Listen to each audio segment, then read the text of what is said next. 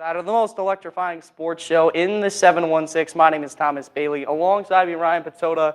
As today we have a lot of stuff to get into, so let's hop right into it. NHL talk to start the day, Ryan. A huge game here. The Rangers taking their first goal at home. Finally, they score a goal at home just to lose 3-1 anyway to the Minnesota Wild. A tough one there. What can you tell me about that game? Yeah, the Rangers. I mean, they finally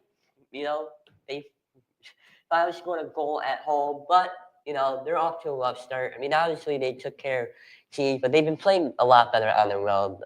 Obviously at home they're not able to score as much, but we're in October. It's early to see. They're going to turn that around. We all know they will. Yeah, Rangers don't bounce back. They're 3-4-1 in the season with 7 points.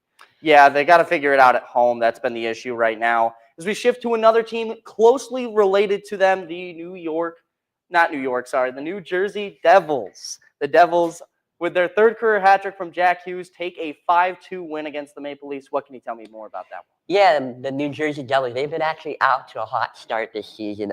They are tied for first place in their division with Pittsburgh, which we'll get into a little bit later on. But anyways, New Jersey, they caught the Maple Leafs off guard, surprising them on defense. Jack Hughes coming down the ring, he was on a 3-on-1, couple of breakaways, and very important for him. He got the hat trick, and the Maple Leafs, didn't really live up to the hype of the Blue Jays the night before in Toronto sports, but they did not play well, I would say, for that game. That's their second straight loss. They took a loss on Saturday against Seattle. Yeah, I'm sure they'll give up a 3-goal hat trick to Jack Hughes for a 3-run homer from George Springer to send him to the World Series any day. We'll get into that more a little bit later on. But the last one I want to talk to you about here is Brad Marchand returns to Boston, his first game back against the Bruins. Finished with 2 points, top of the leaderboard for the Florida Panthers in a 4-3 win, a hectic bounce off the glass to get that last goal. Yeah. What are your thoughts on that one? Yeah, it was a nice rendition in Boston. They gave it a standing ovation, very well deserving. Marchand really didn't show his emotions, but you can tell inside that he felt it, and he put his stick up to the sky when that happened. So, Marchand, good for him to return back to Boston, but Florida gets the last laugh. Still surprising me that Boston actually pulled the trigger to get rid of him to part ways to Florida. Yeah, it's a really tough wanted to one, go but there. I mean, that's where he wanted to go. So Yeah. I guess the rat reunion, if you will, is over. So what are your thoughts on the most surprising team so far in the NHL? Yeah, most surprising team so far. I think it's the Tampa Bay Lightning. One of the teams that are surprising just how struggling they getting out to be. They're 1-3-2 on the season. Good for only 2 points. So they gotta get going, and they're gonna be in the playoff picture at the very end. But they're right with the Sabres right now, which is that's unlike Tampa. Another team that's really actually been surprising to me is the Pittsburgh Penguins. They still got the umps there, Sidney Crosby, and getting Malkin and Chris Letang. Still got those trio there. So they gotten out to a hot start. They're right with New Jersey for first place, as I mentioned earlier. And disappointing team so far, in my opinion, it's the Calgary Flames. They're 1-6, sixth straight loss to start out the year after getting their first win of the season. So not a good start from them. And San Jose is also struggling. They have no wins so far this season. What are your thoughts? Yeah, I think it's the Detroit Red Wings. They played 6 games. They're 5-1 in those games. They lost their first game of the season on the road to Montreal 5-1. They followed that up with 5 consecutive wins. They beat the Maple Leafs twice. They beat the Panthers. They even beat Toronto, obviously, more recently in that hat-trick game from Jack Hughes. We also see the Red Wings have won a game as well against them. So a lot of things to unpack there, but the Red Wings are looking very good. Their next game tonight against the Sabres, so tough pickings for Buffalo, but we'll see what they can do. As we shift focus to the Buffalo State women's soccer team, they have clinched a playoff spot for the first time in a few seasons, which is great for them. 4-1-2 to start the season. They were supposed to play a game against the Oswego State Lances earlier today, a 3-1-3 game, but that was canceled due to extreme weather conditions here in Western New York. Thank you, Lord, for that almighty weather that gets into the way. But they are second place in the conference right now to the 5-0-1 Cortland Dragons, as Plattsburgh has also clinched a playoff spot with teams like Fredonia and Oswego, the aforementioned team, looking for that final spot from the SUNYAC division, as we'll see what happens with that. But that is all we have for our first segment. We'll be right back with Joe Marguccio to talk some football after this. How was school today? It was good. Did you play volleyball? Yes. How's your serve coming? I think we'll work on it this weekend. Amy's slumber party is this weekend. Is your homework done? No. That was the deal we made. If you do...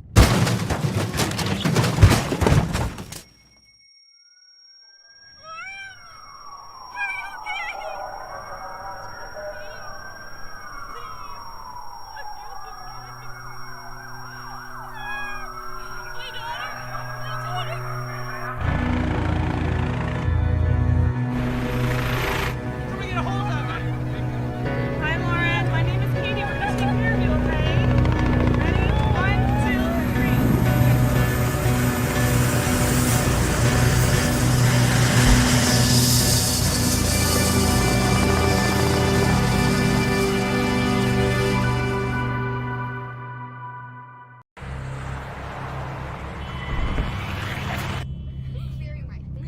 You wouldn't do that. So why do you do this? Distracted driving kills an average of 9 people and injures over 1,000 every day in America. Put down your phone. Lives depend on it. Don't drive intoxicated. Don't drive intoxicated. A sobering message from AAA.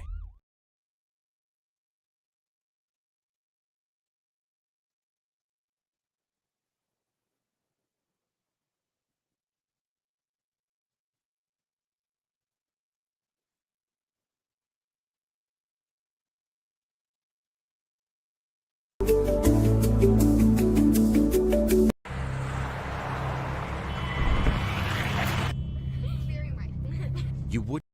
And kind of why they don't play each other, but that's only in this section 6 here in New York State and on Long Island. The reason being is that the public schools have never allowed the Catholic schools to play because they say to recruit, okay? Maybe they do, maybe they don't, but that's up in the air for them to decide. They do play, in a few instances, maybe once in a while you'll get a Bennett play in Orchard Park, a Lancaster play, maybe St. Joe's once in a blue moon. This happened in the late 1990s. They stopped playing them. And what happened back then was the Catholics had to play each other twice a year. And that was kind of ridiculous. St. Joe's was playing Canisius twice, Timon twice, St. Francis twice, and those all turned into bloodbaths. But actually, it started out to help the Catholic teams become powerhouses because they had to go to Ohio. They had to go to Pittsburgh. I remember when I was coaching with Franny's in the late 90s, we went down, we went to Ohio. There were 10,000 people at the football game. They had a 100-piece band. The 100-piece band is playing while our team was on the field. Our team couldn't even concentrate. We lost like 76-0. Okay. So now Long Island gets to play the Monsignor Martin for a state championship, and the public schools play their own state championship. But you have another team like in the middle of Section 3 in Christian Brothers Academy that perennial every year they're in the playoffs. The same thing in Section 5, Rochester, which is Aquinas. They're always in the playoffs. Matter of fact, 2 years ago, there was a vote in Section 5 to kick the Catholic schools out. It came down to one vote. Webster had the last vote, and Webster's a public school. They said, let's keep the Catholic schools in. They are a good team, good opponents, solid teams to play. Okay, but now you got big schools like Orchard Park. They were tired of losing players to the likes of St. Joe's and Franny's all the time. The public schools could only draw from this little area here. And then you got your Catholic schools that can draw from anywhere. So the Catholic schools have no boundaries. Canadian kids have played here many a times, and they play for Canisius, Franny's. They're hosted by local families and so on. So, for example, let's just take this example here. You got Orchard Park loses player A to St. Joe's, player B to St. Francis, player B's friend goes to St. Francis, and then player B's brother is going to go to St. Francis next year. Well, there's players all over the place that ain't playing for their public schools anymore. Then programs like St. Francis, Canisius, St. Joe's, they start to get national recognition. So where do these kids want to go if they're good? They want to go to the Catholic schools. Like Kimball. Kimball, he could have went to a public school. He could have went to Bennett in the city of Buffalo. Is he going to get seen by 35 to 50 national college teams? No, he's not. These Canadian kids up playing in Canada, nobody's even going to know who they are. So they come down here and play. So the problem is, with the rest of the state looking to kick the Catholics out, and the Catholics having no championships to play in except for this made up one. I mean, you could go 0-8, win 2 little playoff games, and then win the state championship, and you could be 3-8 on the season and be state champs. So, pretty much, what is the answer to this? Is it recruiting? Is it not recruiting? I mean, because we all know you can't give a kid a scholarship money-wise, maybe for grades, but not for credit for playing football. So I leave you with that question. What should the section do? Should they leave the Catholics out of it, or should they let the Catholics back in? We'll be right back with our next segment. How was school today? It was good. Did you play volleyball? Yes. How's your serve coming? I think we'll work on it this weekend. Amy's lumber party is this weekend. Is your homework done? No. That was the deal we made. If you do...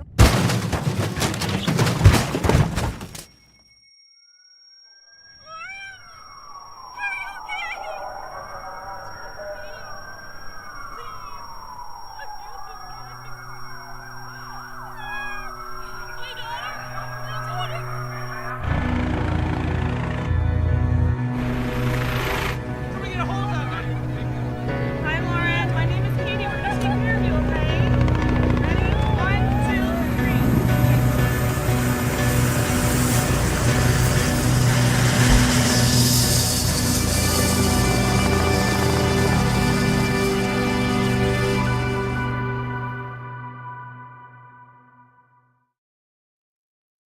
Hello and welcome back to Buffalo Sports Insider. My name's Jake and I'm joined here by Puce. And I'll kick us off on this segment by talking about the Buffalo State women's volleyball team. Currently, they stand at 2-3 in conference play after a season that hasn't really gone their way. However, subtracting a 4-game trip to California to play tougher competition, they've been on the 500 mark. Now, looking ahead, they have 4 games left in conference play and currently sit at the number 6 seed in the tournament, which would be the bottom seed, and they would open against number 3 New Paltz.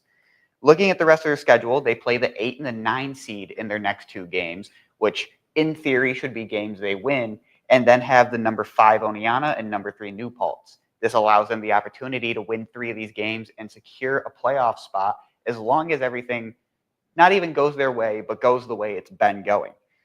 Now, they had their senior day last week against SUNY Canton, where they won 3-0, winning 25-18, 25-12, and 25-17. This game was led by Nicole Delicali and Ella Whitman on offense, who hit 8 kills and 16 kills respectively, and then their attack percentages at .533 and .464. They had 9 aces in this game, which was complemented by 1 ace from the other side, however counteracted by Buffalo State's 9 errors as well. Carly Schaefer and April Jakubowski were assisting those leading in kills with 19 and 14 respectively in the assist column, and they will look to maintain their spot and get into a tournament with an overall record that doesn't really reflect postseason play. And with that, I'll pass it to Puce for Buffalo State men's basketball. Bengals basketball. It is time to talk Bengals Buffalo basketball. Chisholm Annie, he's a third-year player. He's a senior, actually, a forward for the Buffalo State Bengals team. He opened up about going through an injury. It was a knee and groin injury that he suffered during the offseason of last year. He said that he had setbacks, and he came months from actually quitting playing basketball as a whole. He said that Coach Mike Birkin provided him with the necessary resources and the right people to get him healthy again and get him back on the court. Annie is now back on the court, ready for the 2025-2026 season. He stated that he's excited about the new, younger players that are on the team and about the potential that they have to do great things this season. He's also very thankful to his coach for changing his perspective on basketball and how to deal with injury as a whole.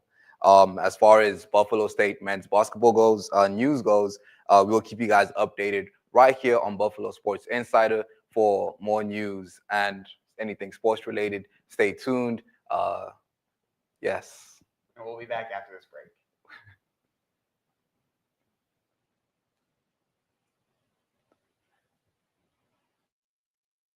How was school today? It was good. Did you play volleyball? Yes. How's your serve coming? I think we'll work on it this weekend. Amy's lumber party is this weekend. Is your homework done? No. That was the deal we made. If you do.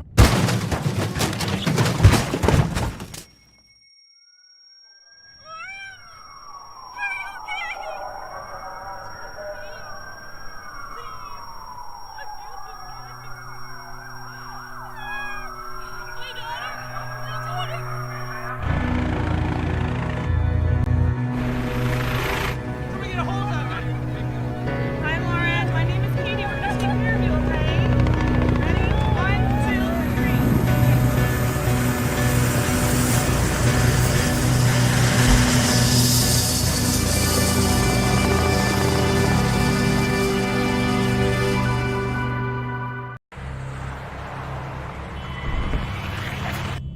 Very right. You wouldn't do that. So why do you do this? Distracted driving kills an average of 9 people and injures over 1,000 every day in America. Put down your phone. Lives depend on it. Don't drive intoxicated. Don't drive intoxicated. A sobering message from AAA. We're live. We're back with Buffalo Sports Insider on our NFL Power Ranking segments. I'm here with Ryan Patoka and Jake the Man Moss. All right. This week we come in at number 10 with the LA Chargers. They fall from 6th to 10th after being corralled by the Colts 38-24. They played tomorrow night against the Vikings at home. Yeah, it was tough loss for the Los Angeles Chargers at home. I mean, they did not really have a good showing. The Colts defense really came to play in the game. Really, really impressive. What really they played, but Chargers, I felt very disappointed in you guys, how they played. Currently, that's my AFC championship. I think the two best teams in the AFC are those two teams. All right, at number 9, we got the New England Patriots thrashed the Titans 31-13. The Patriots on the road in Cleveland. I can see Cleveland winning this in an ugly ball game. Cleveland's they're a team where they win a lot of games they shouldn't, and their defense is why. But they're a team where if New England comes out and they don't start fast like they have, it's going to be a struggle for them all day. Yeah, it could be a nasty weather game in Cleveland. Going to be really cold. It was a nasty weather game in Cleveland last week against Miami, and Cleveland destroyed Miami. But New England, you know, they're taking care of business, and it's been very important for them to take care of business, and they're going to probably take care of business right now. You know, are they better than the Bills? You know, maybe the arguments are coming to it, but, you know, it's more of the Bills that got to play better. Speaking of the Bills came in at number 8. They were on a bye this week, and if they don't win against Carolina, it's going to get ugly here in Mafiaville. Yeah, it's going to be panic time. Very important to note in the Carolina game, no Bryce Young will be playing that game. It's going to be Andy Dalton, most likely starting against the Buffalo Bills. And it's a big opportunity for the Bills to take advantage of that. They're going to have Michael Hyatt and Larry Ogunjobi most likely coming back from suspensions. And Maxwell Harrison started to practice today. Absolutely. And I think it's going to be interesting. Sean McDermott, so far through his first 8 years, is 8-0 coming off a bye week. However, this is probably the worst matchup, as it's the best rushing attack over the past few weeks in the NFL versus the worst rushing defense in the NFL. Number 7, Seattle. The Seahawks trounced the Texans 27-10. That game could only be seen on ABC Monday Night Football. That was live from Lumen Field in Seattle, Washington. And they're getting ready to visit the nation's capital next week. That's if we still have a nation's capital. I see Seattle having a lot on their table, but Sam Darnold's proved yet again the latest product out of Kevin O'Connell's QB nursery. QBs go to him, and they get fixed. And he's gone to Seattle and done everything he needs to be. JSN has become the best receiver in the NFL. Yeah, their rushing attack's been a 1-2 punch with Charbonnet actually getting the boatload this week. Fortunate for me in fantasy. But anyways, they've had a really good rushing attack, Seattle has, and it's really important for them. They're going to have to bounce back, and Washington may have some issues with Jane Daniels. At number 6, which they should be lower, but I didn't even put them in my top 10, so the fact they're that high. But the Eagles did sink the Vikings mothership 28-22, and they are home against the New York Giants, who just beat them 2 weeks ago. Mm-hmm. Yeah, the Eagles are going to really need a bounce back here, especially against a couple of weeks ago against the Giants. They're going to get right back to what they're doing best. Is that what they didn't do against the Giants the first game is get the ball out to Devontae Smith and AJ Brown. Especially in this Minnesota game, they really spread the ball out. Especially with Devontae Smith, he had a big game in the game against Minnesota. I mean, it didn't help that Carson Wentz was throwing picks against his former team. That was a big impact there. But if the Eagles want to win, especially at home against the Giants, which they're going to probably take care of business, they're going to need to spread the ball out, especially with Devontae Smith and AJ Brown, Saquon Barkley too. And my biggest gripe with them was that they've been very one-dimensional. If you took away the run game, they were pretty much a negligent team, and we saw it against the Giants. Now, last week, they finally get back to the passing game. Jalen Hurts goes for 330 passing yards. So I think if they just play like they did last week, they're going to be perfectly fine. Wow.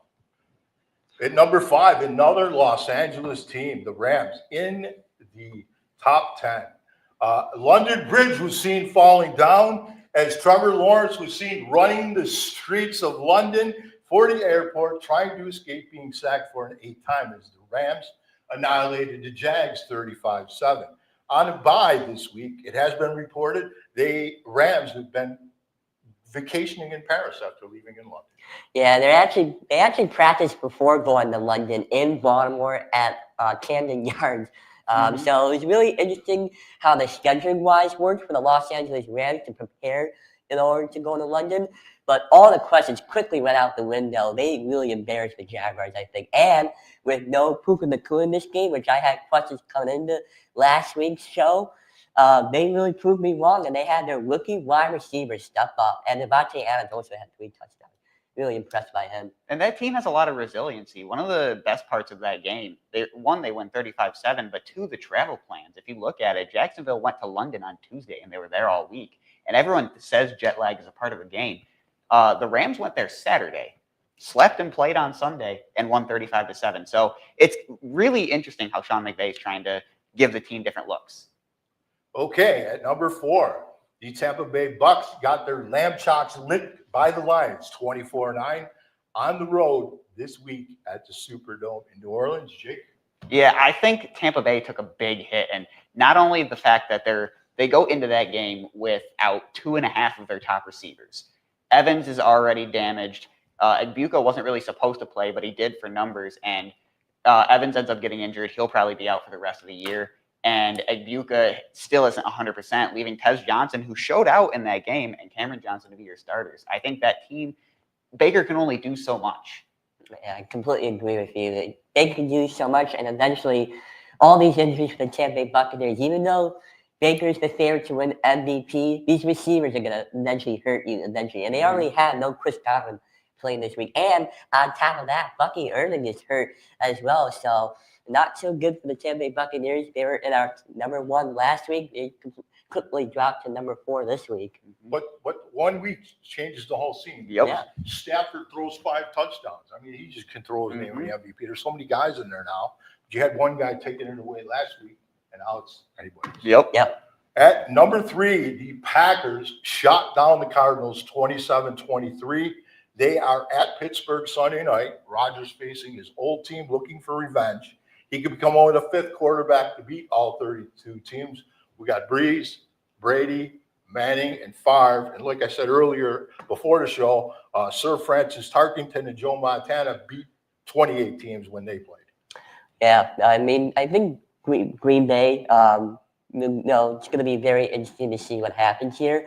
I think, they almost let up the late touchdown against the Arizona Cardinals, but their defense stands up, and now it's very important for Green Bay. Now they got to play against a tough Pittsburgh team We'll see how this is going to be showing how real Pittsburgh is. But I think it's going to be this could be an easy trap game for the Green Bay Packers if they can't show them, which they already did earlier in the season against Cleveland. And they showed they haven't been able to play above their competition. Every team they've played, whether they're good or bad, it's a close game and it's a dogfight. And I would like to see them, before I actually keep them up in the top of the poll, to actually convincingly win one of these games. And I absolutely agree this could be a trap game. If they come out slow against Pittsburgh, they stand no chance. Mm-hmm. No doubt. At number 2, the Detroit Lions blitzkrieg the Bucks 24-9 on a bye. And Jake just handed me a note that on this bye, they're working on a new rap tune with Eminem. Yeah, I mean, it's, the Lions may impress me. Jahmyr Gibbs had a big game. That's what Tampa Bay could not do to stop the run, which is going to happen. But the Lions, they took care of the Bucks. I mean, they look pretty impressive. Rushing attack, when you have Jahmyr Gibbs go for nearly 300 yards, you're going to win a lot of games, and that's what happened here. And this is, again, a very injured team. But unlike Tampa, these DBs that are stepping into the game who weren't supposed to see playing time at all this year are playing out of their minds. Nick Whiteside, Arthur Maulet, Anthony Mallett showed out. Whiteside shut down one side of the field, and Maulet was everywhere until he himself got hurt. So if the team can keep playing like this, they're going to be just fine when their starters come back. Mm-hmm. Where did you get this breaking news? This rap stuff with Eminem. Listen. Is it Eminem from Detroit? Yeah. Well, man, maybe they really are going to roll out a new car. All right, at number 1, finally, the Indianapolis Colts select San Diego 38-24. The Colts are 14.5-point favorites over the Titans this week. What do you guys think about that one? Yeah, it's actually Los Angeles Chargers, but nonetheless, the Indianapolis Colts, they've been shown that they've been the best team in the NFL. This game really showed it, in my opinion. Now, I had questions coming into the game. Oh, is this Colts team actually legit? Now, after being the Los Angeles Chargers convincingly as well, they really show that they're really legit. And there could be a very force to be reckoned with in the AFC, playoff picture. We're really seeing the Colts as the number 1 seed 8 weeks in. I mean, we're 8 weeks in, but I think the best part is, too, if someone before the season told you the Colts would be the number 1 seed in 8 weeks, you would have thought, oh, Anthony Richardson's had one of the best sophomore years ever. Absolutely.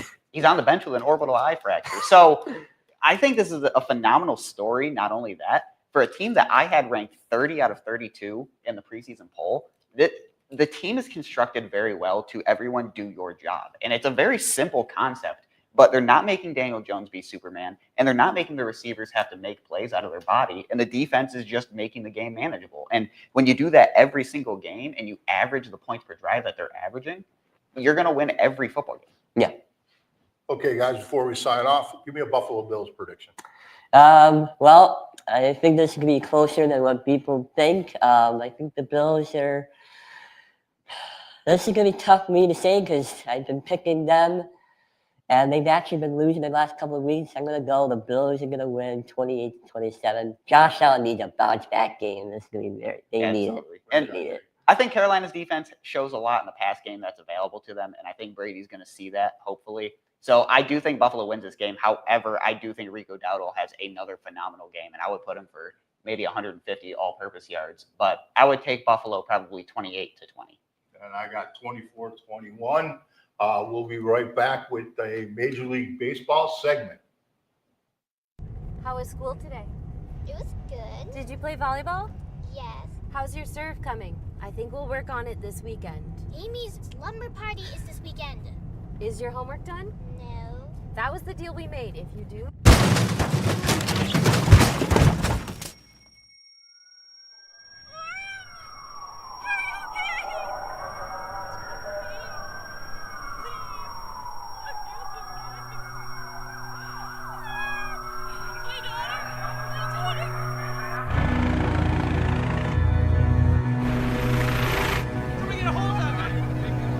Hi, Lauren. My name is Katie. We're going to take care of you, okay? Ready? 1, 2, 3.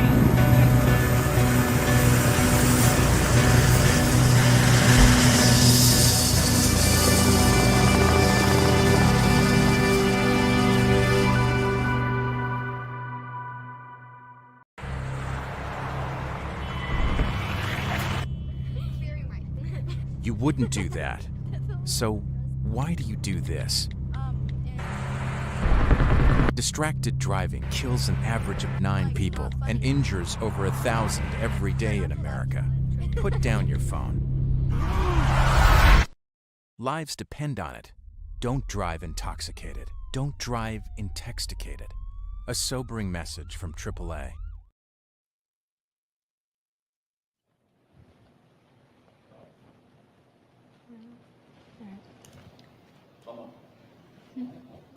Welcome back to Buffalo Sports Insider. I'm Pius Katengi, joined along Cooper and Ryan, and we're about to talk in some MLB action. Yes, the postseason World Series kicks off this Friday, October 25th, between the Los Angeles Dodgers and the Toronto Blue Jays.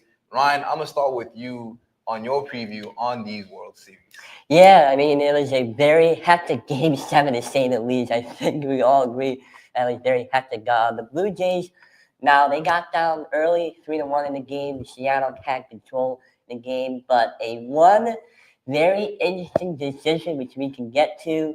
Seattle had, they first started off with George Kirby. He was dealing, and then they brought in Brian Wu. He was also playing really well, and then Brian Wu had 2 runners on with nobody out, and in came Bastardo, who maybe that's a questionable decision, because if you want to bring in a reliever that's pitched in almost every single game of the series, that's an interesting decision, to say the least. You had other options. You had Andres Munoz. You could have brought in maybe another starter as a pitch maybe often in this series. I mean, you or die in Game 7, you got to bring in your high leverage relievers. And the Blue Jays, George Springer came up and he took a fastball and he sanked it out to left, and 3-1 homer.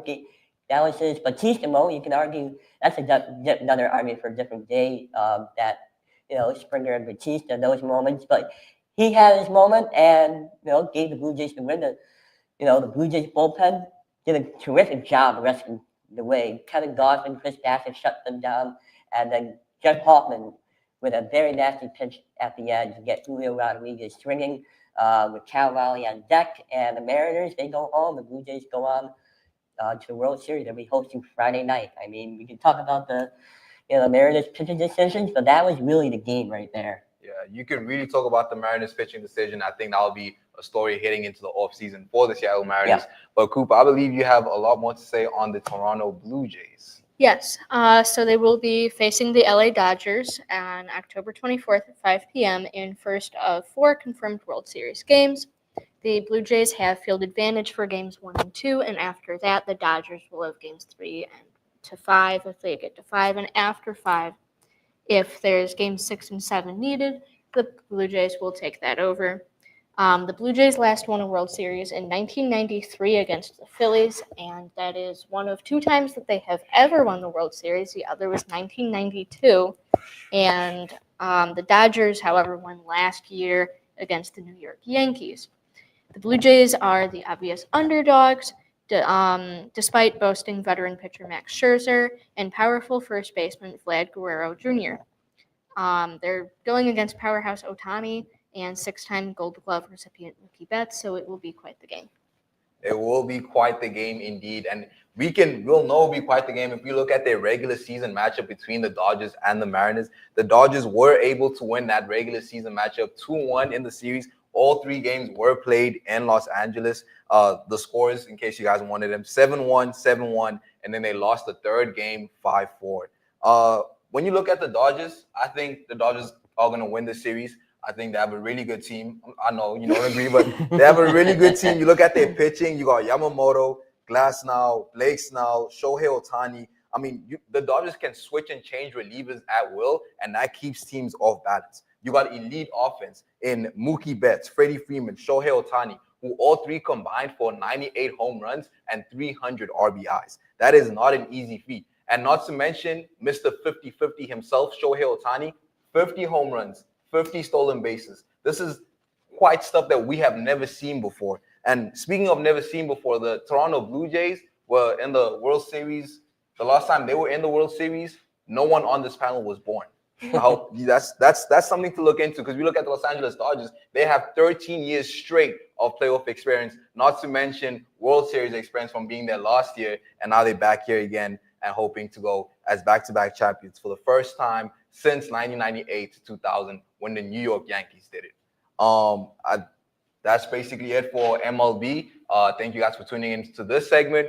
We will keep you guys live on Buffalo Sports Insider as we come back to talk more about more NFL and on to break. How was school today? It was good. Did you play volleyball? Yes. How's your serve coming? I think we'll work on it this weekend. Amy's lumber party is this weekend. Is your homework done? No. That was the deal we made. If you do.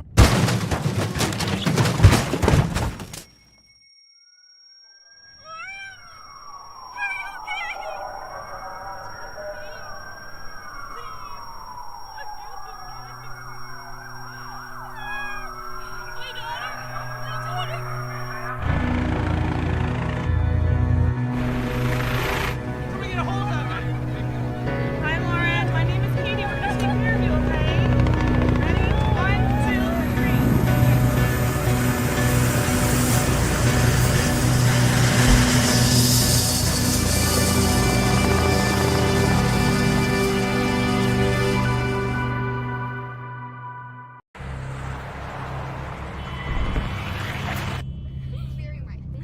You wouldn't do that. So why do you do this? Distracted driving kills an average of 9 people and injures over 1,000 every day in America. Put down your phone. Lives depend on it. Don't drive intoxicated. Don't drive intoxicated. A sobering message from AAA. Hello and welcome back to Buffalo Sports Insider. Jake, joined by Puce once again, and we will be talking about a general NFL segment. And one thing I want to highlight is we've had a lot of players show out that no one really would have suspected this year. One of which being Daniel Jones. Yeah. Everyone talks about the story. You leave the Giants, you become a good player. And we've seen it again and again. However, if you were told there's a grouping where the top 5 quarterbacks in the NFL are Justin Herbert, Dak Prescott, Matt Stafford, Patrick Mahomes, and Daniel Jones, there's one that stands out. Yep. Tell me a little bit about that. It's the man with the 6-1 record right now. Mhm. I'm looking at the Indianapolis Colts, and I'm struggling to find a team, maybe the Detroit Lions, but I'm trying to find a team that can go offense, defense, and special teams player for player with the Indianapolis Colts. They are such a good team. Daniel Jones has absolutely showed out. He showed us that he was not the issue in the New York Giants. That's a whole different conversation for a different day, and I'll leave that conversation for that day. But for now, I mean, I love watching the Indianapolis Colts, and I just hope they can carry on the streak that they got going. Absolutely. And sticking with the Colts, the league leader in rushing yards, Jonathan Taylor, with a whole 100 yards on Javonte Williams. However, looking at the top 5, number 3 stands out, Rico Dowdle. Did not play the first 2 weeks. Chuba Hubbard gets hurt, and all of a sudden, Rico Dowdle bursts onto the scene and takes his job in the matter of 2 weeks. It's really nice to see running backs like himself and Javonte Williams get these spots. You know what I love most about Rico Dowdle? I mean, when they played against the Cowboys, he warned them. He told them, yo, this is my full team. Y'all better buckle up. Yep. Y'all better huddle up. I'm coming. And he just showed out. I mean, over 200 yards from scrimmage. That is absolutely that Barry Bonds. You talk about Emmitt Smith type numbers. I mean, Rico Dowdle, you leave Dallas, you know, the Dallas's team. That's Jerry Jones's country. You know, you leave that, a great organization, to go to play for the Carolina Panthers. And you go up against Dallas and absolutely show out against them. I mean, you got to love what he's doing. And not to mention, there was a position of need for Dallas in the offseason. Everyone had them taking running backs on running backs, whether it be draft or free agency, and they let him walk. And it's really unheard of to see a backup running back come into the starting position for an injured starter and go back-to-back 200-plus all-purpose yards. Absolutely berserk. Moving into catching the ball with a full 200-yard lead on second place is JSN, and I know that makes you happy. For me, myself, and I know there's a few others, there was always the debate on whether he could actually be an NFL receiver or if he was just a slot specialist. And I was in that slot specialist group. I didn't think he had the ability to play on the boundary, but he's shown to play everywhere this year. And you know, Jake, you're not alone. I too was in that slot, that slot group. When you have DK Metcalf at the time, when we first drafted JSN, we had DK Metcalf on the outside. I didn't for 1 second think that JSN was going to be our number 1 guy. You know, when we trade away DK Metcalf, JSN eventually becomes that guy, and my goodness, has he been balling out. I mean, I did not expect him to be number 1 in the league in receiving yards, but like that game against the Texans last night, I mean, my God, they couldn't stop him. You got 2 people on him, double coverage, doesn't matter. He's going to get the ball. He's going to get touchdowns. He's just a great, phenomenal player. And he's going to have 1,000 yards by week 10. Yeah. He's got a whole nother half of the season after that. Insane. Flipping sides of the ball, looking at the sack leaders, obviously you have Brian Burns and Byron Young at the top. However, 2 and 4 are on the same team with Jonathan Cooper and Nick Benito. Wow. The Denver Broncos pass rush has been keeping them in games this year. It has. And we saw that absolutely on Monday night against the New York Giants. I mean, you go down 19-0 and then just flip the script completely and just go on the absolute tear. I mean, you can talk about the offense all you want, but you got that defense, like you mentioned, those 2 guys up front. You got Patrick Surtain in the backfield as well. I mean, it's a great, great team. And I'm going to be looking forward to seeing more Denver's Broncos play. They're in the same division as those Kansas City Chiefs. So it'll be very interesting to see who makes it out of that division come playoff time. And it speaks to the level of, in the NFL, when you're building a team, you pay the quarterback and you pay the guys who get the quarterback. Yep. And then one more to look at is our tackle leaders. One of the interesting parts for me is always when a linebacker just doesn't fit a scheme and he goes to a different team and fits the scheme and shows out, one of which being Jordan Brooks, who I believe you're familiar with from Seattle, leads the league in tackles with 75 out of Texas Tech. And then he's also ahead of Bobby Wagner with 73, who, if you told me 5 years ago Wagner was still going to be in the league, I wouldn't have believed you. I wouldn't believe you either. But Seahawks are ruling the top of the tackle leaders. The only problem is they don't play for the Seahawks anymore. What I wanted to highlight was the bottom of the mark is Cedric Gray and Nate Landman from the Titans and Rams, respectively. A lot of youth in these tackle leaders. Yeah. I mean, that's a surprising stat. I mean, you got the Rams who have a really good record right now. They tied 5-2. Best in the NFC. Yep. You would really think you got some ballers on defense right there, but I mean that is a little bit surprising. And I do think it speaks to the evolution of the linebacker, where now it's becoming less and less of these really smart Luke Kuechly type players, and it's just go get the ball, the ball guys. Yep. And these athletic, almost lineman builds that are just flying around the field. Yeah, I love to see great defense. Absolutely, love to see defense. Looking forward in the NFL. Is there one team you want to see really take a step forward that's maybe in the bubble of the playoff picture? If I would look at all the teams, of course, I have my own team, the Seattle Seahawks, so I'm rooting for, but they're already 5-2 there, knocking on the door. I'm really looking at that Pittsburgh Steelers team because I don't think they're real. I don't really think their record shows just how good or how bad they are. So I'm really going to be looking, especially in that division. You have so many questions. I mean, Joe Burrow's out. The Ravens are absolutely nowhere. And you got the Cleveland Browns who, I mean, I don't even know who's their quarterback right now. So the Pittsburgh Steelers, that's the team I'm looking at right now. I'm looking for them to make a really deep regular season run and make it into the playoffs and hopefully win a couple playoffs games. They haven't won a playoff game since 2016. So I'm really looking at that Pittsburgh Steelers team, and they're the team I'm thinking, okay, if there's ever a season to go for it, this would be the season. One that intrigues me is on the other conference. The Chicago Bears started 0-2, have won 4 games in a row.